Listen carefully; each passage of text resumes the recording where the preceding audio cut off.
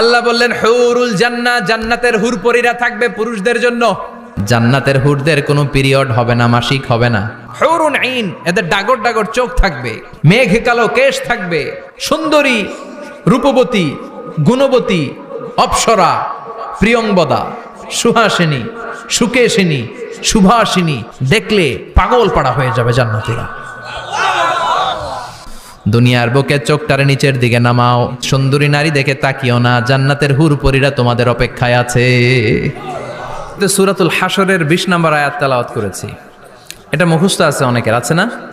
লা ইয়াস্তাবি আসহাবুন নার ওয়া আসহাবুল জান্নাহ, আসহাবুল জান্নাতি হুমুল ফাইজুন। সূরাতুল হাশরের এই 20 নম্বর আয়াতে আল্লাহ তাআলা বলছেন, যারা জান্নাতে যাবে আর যারা জাহান্নামে যাবে তারা কখনো সমান নয়। যারা জান্নাতে যাবে তারাই হচ্ছে সফল কাম। সুবহানাল্লাহ পড়েন।